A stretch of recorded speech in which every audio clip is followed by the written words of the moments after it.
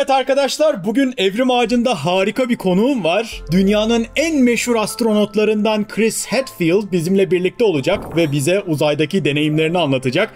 Evet, ciddiyim. Hatırlarsanız Evrim Ağacı'nda daha önceden çağımızın en büyük bilim iletişimcilerinden astrofizikçi Brian Cox'u ağırlamıştık. Ki Cox onu ağırlamamızdan kısa bir süre sonra Türkiye'de bir gösteri düzenlemişti ve bütün salon dolup taşmıştı. Hatta biletler kara borsada 70.000 TL falan gibi absürt fiyatlara satılmıştı. İşte o etkinliğin de organizatörü olan Tuz Biber ekibi bu defa da 30 Kasım'da Chris Hadfield'ı ülkemizde ağırlayacak ve yine bizimle işbirliği yaparak bu etkinliğin tanıtımına yardımcı olmamızı rica ettiler. Biz de güçlerimizi birleştirmeye karar verdik. Astronot Chris Hadfield'ın gösterisinin bilet bilgisini aşağıya bırakıyorum. Eşinizi, dostunuzu, arkadaşınızı alıp mutlaka gitmenizi tavsiye ederim. Biliyorsunuz böyle etkinlikler Türkiye'ye çok nadiren uğruyor. Dolayısıyla bilimsever komünitesi olarak bunlara tam destek vermemiz aşırı önemli. Ayrıca bu problemi çözmek için Tuz Biber ekibiyle birlikte kolları sıvayacağız ve bilim ve teknolojinin bu dev isimlerini ortaklaşa bir şekilde Türkiye'de ağırlamaya ve organizasyonlarını ortaklaşa üstlenmeye başlayacağız. Bu gelişmeleri kaçırmamak için bizi ve Tuz Biber'in aşağıya bıraktığım sosyal medya hesaplarını takip etmeyi unutmayın. Ayrıca Türkiye'de görmek istediğiniz bilim ve teknoloji devleri varsa yorumlara yazın, bir bakalım neler yapabiliriz. Şimdi bilmeyenler için Chris Hadfield'ı çok kısaca bir tanıtayım, sonrasında hemen röportajımıza geçelim. Chris Hadfield 29 Ağustos 1959 günü Kanada'nın 40.000 kişilik küçük bir kenti olan Sarnia'da doğdu. Ama çocukluğunun büyük bir kısmını Ontario'nun Milton kasabasındaki bir mısır çiftliğinde geçirdi. Hadfield'ı uçmaya ve astronotluk hayaline iten 9 yaşındayken Apollo 11'in Ay'a inişini izlemesi oldu. İlk parasını bir kayak antrenörü olarak kazanan Hadfield, Royal Canadian Air Cadets'e katılarak 15 yaşında glider pilotu oldu. 16 yaşında ise motorlu uçakları uçurmaya başladı. 1977'de liseden mezun olup 78'de Kanada ordusuna katıldı ve burada 1982 yılında makina mühendisliği diploması aldı. Sonrasında Moose üssünde temel jet eğitimini birincilikle bitirdikten sonra taktik savaş uçağı pilotu eğitimi aldı. Ordudaki zamanının çoğunu CF-18 Hornet'leri uçurarak geçirdi. Hatta Sovyetlerin Tupolev Tu-95 tipi uzun menzilli bombardıman uçağının yolunu kesen ilk CF-18 pilotu olarak da tarihe geçti. Ancak sonradan astronotluk hayali ağır basmaya başladı. Mayıs 1992'de Tennessee Üniversitesi Uzay Enstitüsü'nde havacılık sistemlerinden master diplomasını aldıktan ve o noktada 70 farklı tip uçağı başarıyla uçurduktan sonra Haziran 1992'de 5330 başvuran arasından seçilen 4 Kanadalı astronot adayından biri olmayı başardı. Kanada Uzay Ajansı Hadfield'ı bizim buraya, Houston'daki NASA Johnson Uzay Merkezi'ne atadı ve orada uzay mekiği operasyonları geliştirme biriminde teknik ve güvenlik çalışmaları yapmaya başladı. Toplam 25 uzay mekiği misyonunda Capcom lideri, yani baş kapsül iletişimcisi olarak görev yapıp o misyonların tanındık sesi haline geldikten sonra Kasım 1995'te STS-74 görevinde sefer uzmanı olarak ilk defa uzaya gönderildi. Bu görevde Rus uzay istasyonu Mir'e kilitlendi ve Rus kozmonotlara toplamda 450 kilo yemek, su ve bilimsel ekipman iletmekte görev aldı. Bu bir Kanadalı'nın Mir'e ilk ayak basışıydı. Nisan 2001'de ise STS-100 misyonuyla yine sefer uzmanı olarak Uluslararası Uzay İstasyonu'na gönderildi. Bu görevde size bu kanalda daha önceden bizzat yerinde gösterdiğim Endeavour uzay mekiği Uluslararası Uzay İstasyonu'na Canadarm2 isimli robotik kolu ve İtalyanların yaptığı Raffaello isimli teçhizat modülünü götürdü. Hadfield bu ekipmanların Uluslararası Uzay İstasyonu'na takılabilmesi için o görev boyunca 2 kez uzay yürüyüşü yaptı ve toplamda 14 saat 50 dakikasını istasyonun dışında uzay boşluğunda geçirdi. Bu onu ilk Kanadalı uzay yürüyüşçüsü olarak yeniden tarihe geçirdi. Bu misyon sonrasında Hadfield, Rusya'daki Yuri Gagarin Kozmonot Eğitim Merkezi'ne operasyonlar direktörü olarak atandı ve burada Uluslararası Uzay İstasyonu ekiplerinin koordinasyonunu sağladı ve Amerika, Kanada ve Rusya arasında bir iletişim köprüsü olarak görev aldı. Nihayet 2010 yılında NASA, Hadfield'ın Uluslararası Uzay İstasyonu'nun ilk Kanadalı komutanı olacağını ilan etti ve Hadfield 19 Aralık 2012'de 34. misyonla Uluslararası Uzay İstasyonu'na gönderildi ve 35. misyonun komutanlığını üstlendi. Komutanlığı süresince 100'den fazla bilimsel deneye liderlik etti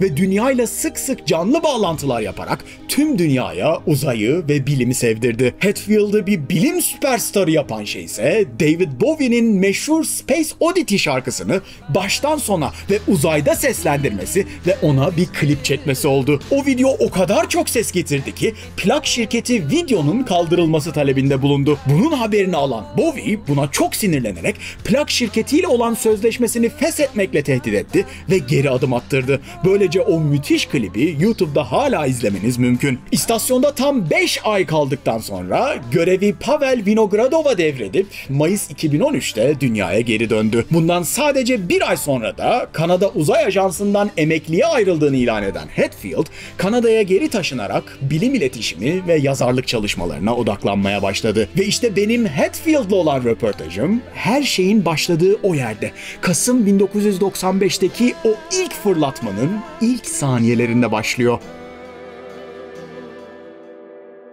Let me start by asking this. I know you've recounted it many times, but we're still fascinated by it as mortal citizens.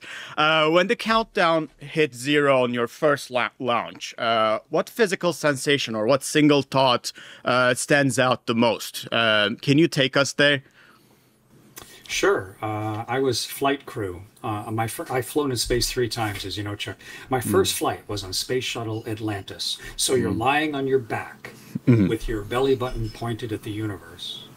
And you have been preparing for this moment for decades, like years and years, engineering degrees, becoming a fighter pilot, an F-18 test pilot, and then training as an astronaut for many years. So it's like this enormous pyramid, and you are finally at the apex of this pyramid, and the engines are just starting to light. But you're not a passenger. You are one of the people that is flying this vehicle, and the shuttle was the most complicated flying machine ever built. And so there are a million things that can go wrong. And you have to be able to recognize them instantly and be able to then do the right response to be able to save the shuttle, the lives of the crew, or the mission. And so that is 99% of everything that you're thinking about and feeling. Is the mental task of flying an incredibly complex machine like a space shuttle. It's not an automatic flying machine. But at the same time, I'd been dreaming about it my whole life. I decided to be an astronaut when I was 9, and so to have that moment really here, there was this great urge of excitement and thrill and disbelief that this could actually be happening. But boy, when those engines start lighting, there's no doubt. 6 seconds before launch, you go from 0 to 80 million horsepower in 6 seconds. And the vehicle feels like something crashed into it. It's huge pulses of energy, and then the rockets light, and you're crushed in your chair and vibrated so hard you can't even focus. But your whole job is to focus, to pay attention, to not get distracted by the magnificence of what's happening. Flying a rocket ship, it's like nothing else. That is so fascinating. And I think you've done 2 spacewalks, is that correct? Yeah, and hardly anybody in humanity has done spacewalks. I think it's the most, exclusive club that exists. But I've done 2 spacewalks, total of about 15 hours outside, which is 10 times around the world. And what surprised you the most about that experience? You know, something the training couldn't prepare you for? Well, nobody likes a surprised astronaut, but True. I think the thing that surprised me the most, we were coming south of Australia in the darkness. You go around the world in 90 minutes, so you go around the night side of the world, and then you go through a sunrise, then you're on the sunlit side of the world, like going around and around the ball. We were on the night side of the Earth, and we were arcing south of Australia down, you come by Perth and then towards Tasmania. And I shut off the lights on my helmet so that I could get my night vision. And as we came south of Tasmania, south of Australia, we went through the world's aurora. We went through the southern lights. And I mean, I'm Canadian. I've seen the Northern Lights a lot, and I used to fly F-18s, high altitude. But to actually be at the right altitude to go through the Northern Lights, to have them pouring around me and around this space station, I couldn't believe this was happening to me. And it only lasted a little while because you're going so fast. Then you drive into the dawn and the sun comes up and you can't see them anymore. But I think that was maybe the most surprising experience during a spacewalk, but also maybe one of the most magnificent few minutes of my whole life. Did you have that overview effect, or is that what you're describing, you know, seeing Earth? The overview effect, it's a book. Right? It's a book. Yeah. It's not a thing. You know? I think what the author was trying to get people to think about was a sense of awe, a sense of wonder.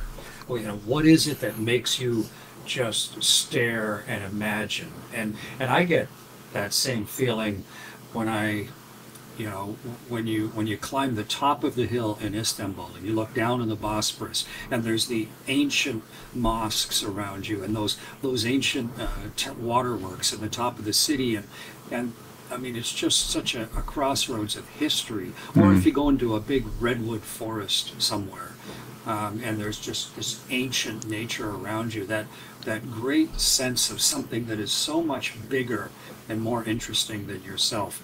That, to me, is the overview effect. And you don't have to fly in space. and if you don't feel a sense of awe on Earth, flying to space isn't going to magically make you feel you know, impressed that way. So, but I felt that sense of awe every single day in space, the incredible privilege and three-dimensional beauty of seeing the universe and seeing our planet that way.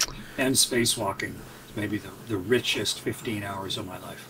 See, this truly what makes you a great science communicator. You really paint a very vivid picture, and like you manage to pull the audience in.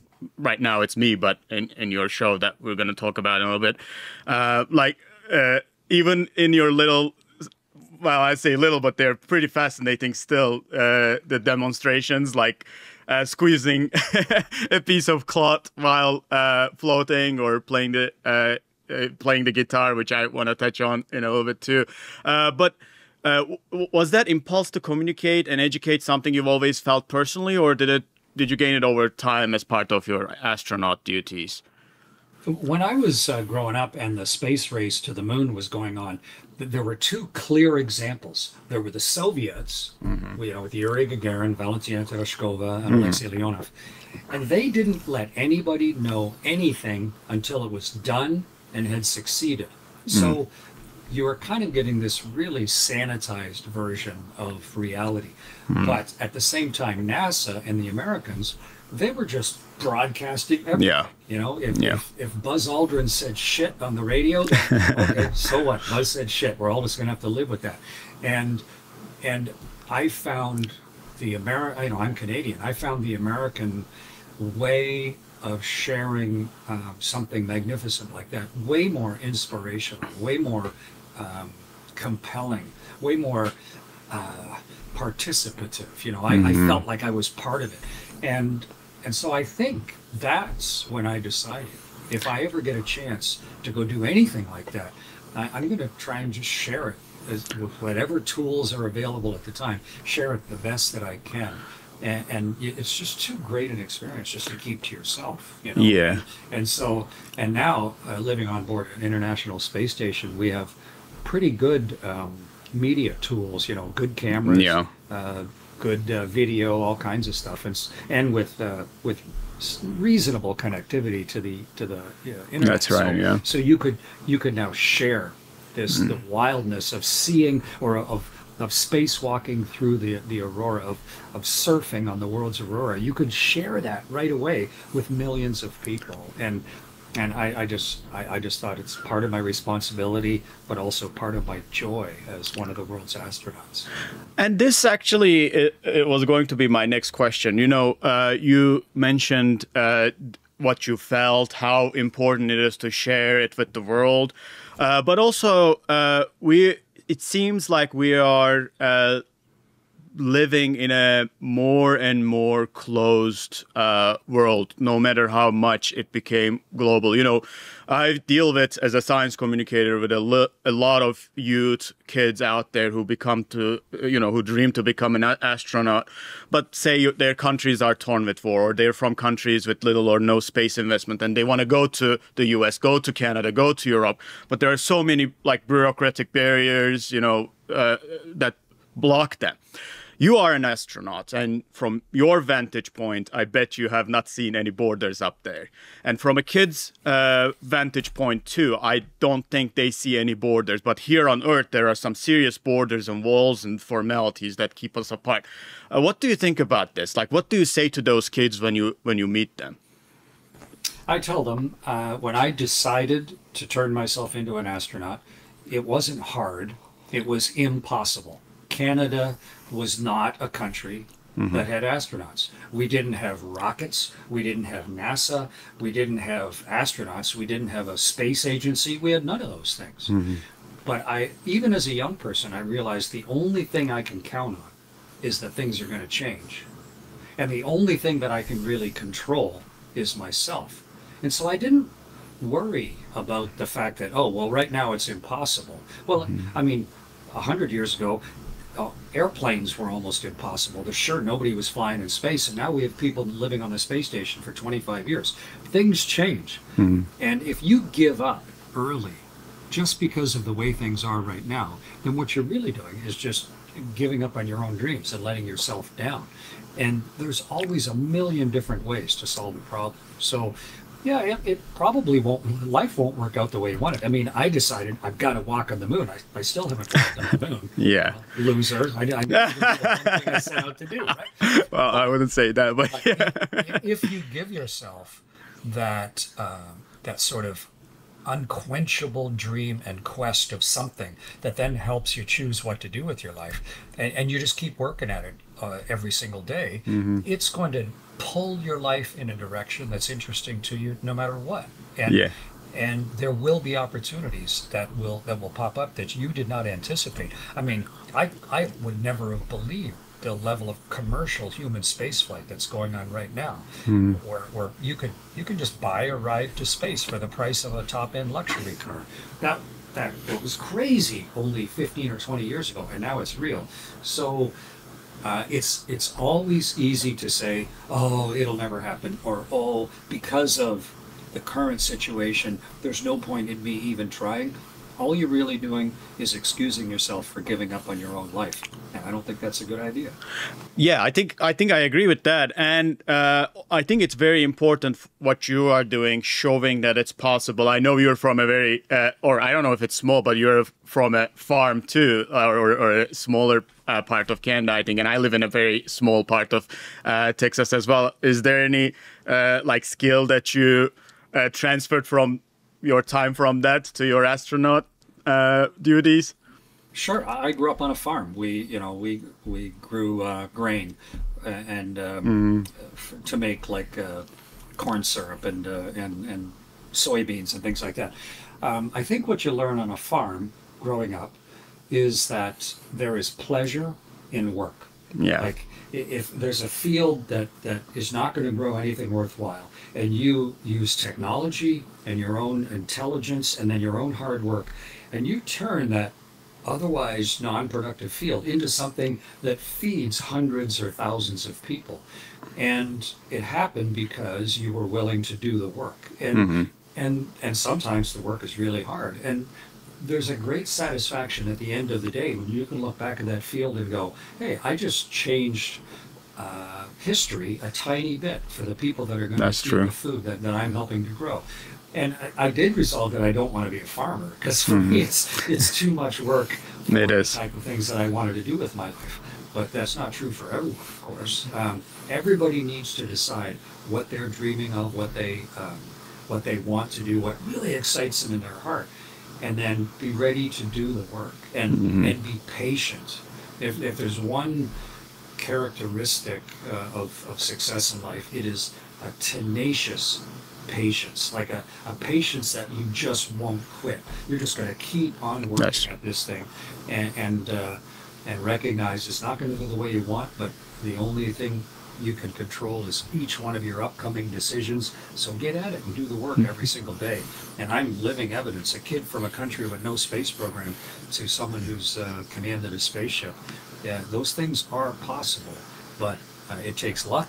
But more than that, it takes the type of work that I learned. Hard work. Yeah. And when I look at like again, going back to another question that I asked, like political atmosphere, I'm seeing an anomaly, and it's not the obvious one. And since I'm in the US and you're Canadian, I feel the urge to say sorry about that one too. But I'm actually talking about Senator Mark Kelly of Arizona, you know, a retired astronaut turned politician.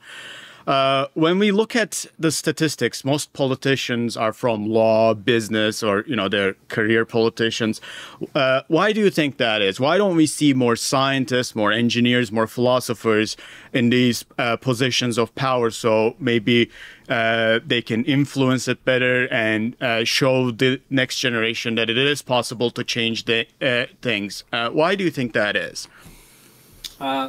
Well, in order to be an astronaut, most people don't know, a professional astronaut, not a passenger astronaut, but to be a professional astronaut, the average age to get hired is 36. And just to get the qualifications and the proven life skills that NASA or whoever, Canadian Space Agency or ESA, is going to trust you as an astronaut, the average age to even come in the door is 36. So you have to have had a very scientific, engineering, and operational kind of life up until that point. And then typically we serve 15 or 20 years as an astronaut. And that's the hardest job I've ever done. It's 7 days a week and it's life or death. And always the job comes ahead of your own life. It's a life of service. So that means you're probably going to get spit out the other end of it, maybe at 53, 54 years old, and you have spent none of your life building all of the political capital you need to get elected, you know, getting to know how politics works and how Ottawa works or Washington works or whatever. And but there have been lots of exceptions. I mean, John Glenn, the first American to orbit the world, he was a long-time politician. Jake Garn, politician. Jack Swigert, who was on Apollo 13, he became a politician. Lots of folks. And as you mentioned, Mark Kelly, one of the shuttle astronauts, is in Arizona as a politician. And I commend them for it, because after a lifetime of service up until then, they decided, and in Canada, a man named Marc Garneau, who just recently passed away, he was Canada's first astronaut, and after he left government service with the space agency and military, he became a career politician. So I admire people who do that, but often it's a different skill set. It is, yeah. Super canny lawyer, insider, playing off human interaction kind of skill that it needed to get elected and be a successful politician. That's often quite a different skill set than commanding a spaceship or operating complex vehicles or pursuing the life of an astronaut. So occasionally they cross over, and people ask me all the time, you want to well, you're on, yeah. And the answer is absolutely not. I've done 35 years of public service, and besides, my wife would divorce me. I can understand. Yeah, I can understand. And you actually mentioned touched upon these recent attempts of space tourism or taking people to the orbit or to a Kármán line, maybe a little bit above that. Do you think it is fair to call anyone who passes the Kármán line an astronaut, or do you think it cheapens the title, or does it not matter? But do you think it's fair if you go flying on Turkish Airlines or American Airlines to be called an aviator? I think legally, if you climb into an airplane and you fly, you are an aviator. Technically, yeah. Legally, you're more of an air traveler, but I think you're an aviator. It's sort of the same thing. If you fly on a spaceship that just gets to the bottom of space, then you're definitely a space traveler. Same thing as an air traveler. Are you an astronaut? I think legally, yeah, you're not a professional astronaut. Nobody sitting in the back on Turkish Air thinks they're the pilot, you know, and the pilot That's true. is obviously a whole different role on board the airplane than the people in the back. But everybody's still, to some degree, risking their life to fly. And if you climb on board a rocket ship, whether it's Virgin Galactic or Blue Origin or the other ones that are coming, you're risking something that most people don't risk. So, you know, when Katy Perry and her friends get on board a Blue Origin thing and they go up and just get above the sort of, I don't know, vague line that defines the difference between Earth and space. Yeah, I give her credit for it. They took a big risk. They didn't have to have any skills. I mean, the whole training for that takes less than a day. But they did get to see something pretty spectacular. They got to get above the air, see the blackness of the universe, see the curve of the world. And what really matters for them is, what do they do with that experience? Do they just brag about it to their friends? Do they just keep it to themselves? Or do they maybe try and use that rare perspective for some other benefit other than personal benefit? And to me, that's the real defining line of whether you should go or not. If you're just entertaining yourself, that's fine, and you're allowed. But I have a lot more respect for the people that then try and help people see where we are in history and help people understand the reality of planet Earth itself. That's a very good answer, and I totally agree with that. And before I talk about your show in Istanbul, last topic, I want to talk about your books too, because you are a thriller author, The Apollo Murders, and most recently, The Defector. And I see that you blend really meticulous aerospace detail with fiction there. So I want to ask you, what's the test for you, like litmus test for you to decide what to fictionalize and what to keep authentic, especially in a day and age where some can still believe, you know, the Earth is flat and aliens are being hidden in Area 51 and no human has ever went to space. Well, there have always been people. I mean, in fact, the majority of people, they don't know. I mean, True. they're just they like going to the movies, and that's fine. I'm not expecting, like, how many people in the United States or Turkey know every single thing about what the country's doing? All about Not at all.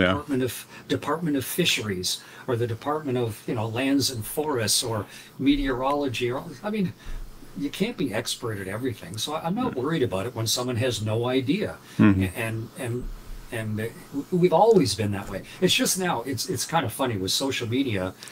Everybody sort of is yelling through this size megaphone. And so it relies on the person reading it to decide if this person's an uninformed idiot or if they're an actual expert. And it's hard to tell. So I don't worry about that too much. It's always been that way. And you have to make up your own mind about things. So yeah, I think it's normal. So when I write, whether it's a nonfiction book, and I've written 3 nonfiction, or when I write a thriller, which my new one, which is Final Orbit, is just coming out here fairly soon in October. I want it to be indistinguishable from reality, and about 95% of what happens in my books, it's all real. It all happened. Those are real things, and over half of the characters are real people. You know, President Nixon and Kissinger and Brezhnev and all those folks. Because as the reader, I want you to be, wow, I recognize that. This is real. That happened. That happened. Wow, could this have happened? So I weave my plot in amongst as credibly as I possibly can, so that people can also see how hard space flight is. That just if one little thing goes wrong, or if someone doesn't do what they're supposed to do, the whole thing can take a different turn. And that's happened in real life a lot. And so I use that in my books, and the books have done great. They're optioned for TV and movie and read 15 languages, and I'm really pleased. And everybody's like, what happens next? You know, what goes on with my characters? That is such an accomplishment. So yeah, it's really exciting and fun for me. Congratulations, for sure. It's really exciting, and it's very important for people to see that, for sure, because we think everything is magic, like you were saying. People don't know, so they think it's magically happening, but there's pretty long operation that allows that to happen. So it's good to see it in a fiction novel where you can dive into the story, but also be educated. So I commend you for that for sure. And finally, I know we're a little bit over our time, but so you have immense experience, and now you're sharing this experience with the people with your world tour journey into the cosmos. And you'll be in Istanbul on November 30th. And based on what you said, I am understanding you've been to Turkey before. How was that experience? Oh yeah, I've been to Turkey many times, and Okay. I just love it. Going down the west coast, gosh, there's so thousands and thousands of years of history, and Istanbul is a fascinating city. Up in Topkapi Palace, there's like a prehistory museum there that I just found super mind expanding. So yeah, and I've been way over to the other side too. Had a look at Mount Ararat, and of course, Wow. Turkey's huge. I've flown over it in spaceships thousands of times. Yes. It's a big country, and so yeah, I'm very much looking to be there on the 30th of November. And the talk, I've done part of a world tour already across the Yes. UK and Ireland and Australia, and I mean we sold out all over the place. Got 5-star reviews everywhere. It's a whole evening of ideas and images that people have never seen before from space, and where we're going with it, but also what does this mean for us as an individual and as people? Where are we in history? And then interaction with the audience, a question and answer, and I'll bring a guitar, play a couple songs while I'm on stage. So people have loved the show. That's everywhere we've amazing. gone. Yeah, but I've never been on stage where we're going to be in Istanbul, so it's going to be a lot of fun. Okay, that's great. And you said it's interactive, and you get to ask questions. Yeah. Mhm. Oh Okay. yeah, there'll be a question and answer. I think it'll be. I have to make sure with. We're at the Zorlu Turkcell. Stage, I think, okay. but Yes. Have to check and see. I normally there's an intermission, so I'll do a question and answer before the first intermission, and then at the end, so that people can really just ask me directly what they're curious about. But people are gonna be amazed and see and learn and be provoked into thinking stuff that maybe they never thought before. It's a really fun show to put together, but it's way more fun to bring it to an audience. And you use the screen and show images, so very. Oh yeah, huge imagery and video of a whole bunch of different ideas. And as someone who's been a combat fighter pilot and a test pilot and flown in space, been around the world 2,650 times. There's a lot of things to talk about, and the show is a great privilege to be able to share that with so many people. Well, Commander Hetfield, this is our time. Thank you so much for being with us. It is truly an honor to talk with you and have met you. Thank you. Well, thank you very much, Chuck. It's a pleasure to speak with you again, or speak with you as well. And I'm very much looking forward to being in Istanbul on the 30th. We are too. Thank you, and see you next time. İşte böyle. Var olan kısıtlı süremiz içinde birçok konuya değinme fırsatımız oldu. Umarım sizin için de faydalı olmuştur. Dediğim gibi umuyorum ilerleyen dönemde ülkemize bu büyük isimleri daha da fazla getirmeye çalışacağız. Böylece sizleri bunaltıcı gündemden de bir nebze olsun kurtarabilmeyi, kafanızı kaldırıp da dünyada olan biteni bizzat dünyayı değiştirenlerin ağzından dinlemenizi sağlamaya çalışacağız. O zamana dek 30 Kasım'da İstanbul'da görüşmek üzere. Bilimle kalın, hoşça kalın.